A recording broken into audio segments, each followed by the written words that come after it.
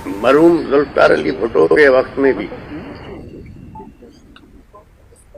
सिंध में से 70 में भुट्टो साहब इलेक्शन नहीं जीते थे, पंजाब से जीते थे। फिर बेनज़ीर साहिबा के वक्त में भी ये सिंध का रिजल्ट नहीं था जो अभी आया। बदतरीन 15 साल की करप्शन के बाद जो रिजल्ट आया, पूरा सिंध स्वीप दिया है। तो ये DRO का काम नहीं था भाई। इस इलेक्शन को तो हम लोग GD वाले कबूल करते ही नहीं, रिजेक्ट करते हैं। ये इलेक्शन को मैं कहता हूं एंटी स्टेट इलेक्शन।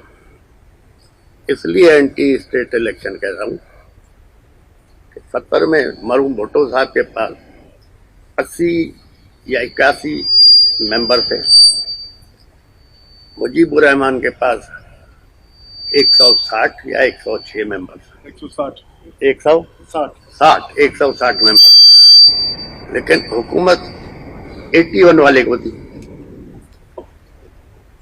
उसका हाल देख लिया आपने। हर इदारे में कुछ आपके खैर खा भी होते हैं, कुछ न्यूट्रल होते हैं, कुछ आपके अगेंस्ट होते हैं। एक किसी दोस्त ने मुझे आज से 2-2.5 महीने पहले कहा था कि आप GDA खत्म कर दें।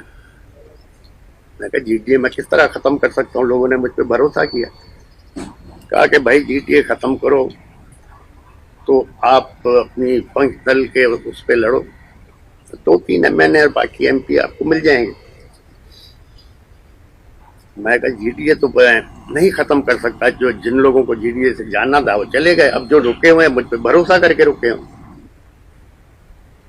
फिर थोड़े दिनों के बाद फिर आया कि भाई तुम मेरे दोस्त हो, तुम्हें एडवाइस कर रहे हैं, तुम GDA खत्म करो, जरदारी साहब के साथ अलायंस कर लो, अपनी सीटें निकाल लो, GDA को भूल जाओ। मैंने कहा यार बात सुनो, मेरी कमिटमेंट है, मैं ये धोखा नहीं दे सकता। कहा तुम फिर सुन लो, GDA के सामने 0 लिखा हुआ है। मैंने कहा अच्छा, बाकी पार्टियों के सामने? तो कहा कि MQM के सामने 15+ लिखा हुआ। मैंने कहा 15+ क्या मतलब? कहा कि भाई MQM का पीओएस पार्टी से तो झगड़ा है नहीं, MQM का है PTI से झगड़ा, तो इसलिए MQM को 15+ लिखा हुआ है। आप लोगों को एक भी MNA नहीं उठाओ। मैंने कहा कोई बात नहीं, तो आप हारने के लिए तैयार है? मैंने कहा हाँ, इज्जत से हारने के लिए तैयार है। अब लोग कह रहे हैं RO ने ये किया, DRO ने ये किया। ये नहीं, इस तरह नहीं हुआ है। ये सब कुछ 3 महीने पहले ही डिसाइड हो गया था। कहाँ डिसाइड हुआ, कैसे हुआ? और ये एंटी स्टेट इलेक्शन हुआ है। जिन लोगों ने भी ये करवाया उनको ये सोचना चाहिए कि ये इलेक्शन एक गंद करवा दिया है, और ये इलेक्शन चलेगा कैसे आगे। और जो ये फैसला करने वाले उनको अंदाजा ही नहीं था इमरान खान के साथी इतने तादाद में इलेक्शन जीत जाएंगे। अब वो जीत तो गए, अब किस तरह बिकते हैं, किस तरह नहीं बिकते, वो अलग बात है। हम एंटी स्टेट लोग नहीं हैं। मेरा वालिद 1953-54 से GHQ के साथ रहा, और हमें भी ये कहा था कि भाई आप लोगों के साथ चलना है। जब फैसला हो ही गया था कि पूरा सिंध पीओएस पार्टी को देना है, तो अब मुझे बताओ मैं फौज को कैसे नाराज करूं कि 2 सूबाई सीटें आ गई हैं मेरे पास, एक मेरा बेटा और एक हमारे सांगड़ से। तो अब ये सीटें भी अगर मैं रखता हूं तो फौज नाराज होगी, तो लिहाजा ये दोनों भी हमें छोड़नी पड़ेगी। इस पे भी जरदारी साहब के लोग आ जाए, क्योंकि फौज को नाराज करके तो हम चल नहीं सकते। हमें तहजीब के दायरे में रहते हुए, कानून को सामने रखते हुए एहतजाज करना है, यह हमारा हक है। जिस मुल्क में आपको न इज्जत मिले, न इंसाफ मिले, तो लोग क्या करें? कानून हाथ में लेंगे। हम कानून हाथ में लेने ही नहीं चाहते।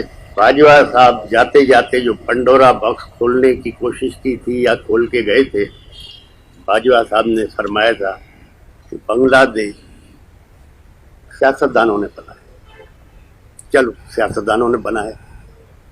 जब बांग्लादेश बना तो उस वक्त हुकूमत किसकी थी, प्रेसिडेंट कौन था? ये एक नया पंडोरा बॉक्स खोल के गए और किसी भी सियासतदान ने इसको उठाया नहीं। तो मैं तो कहता हूँ भाई, हुकूमत भी फौज की थी, प्रेसिडेंट भी फौज का था, सियासतदान कहाँ थे? इस पे भी जरूर इंक्वायरी होनी चाहिए।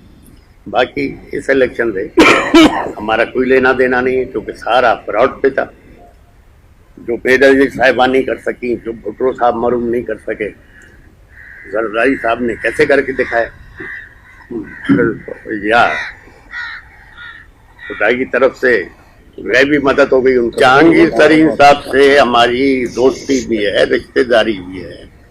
काफी पहले वो कराची भी आए थे, तो मुझसे उनने बात की थी।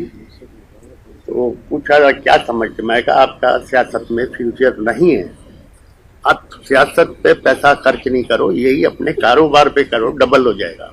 तो जहांगीर तरीन किसी मजबूरी से आया हुआ सियासत में, और अगर छोड़ दिया तो बहुत अच्छा किया है। इस हिसाब से मेरा ये सवाल है कि ये आप जो है ये जो इलेक्शन हुए थे, एस्टेब्लिशमेंट की मुकम्मल हिमायत इन इलेक्शन को हासिल है।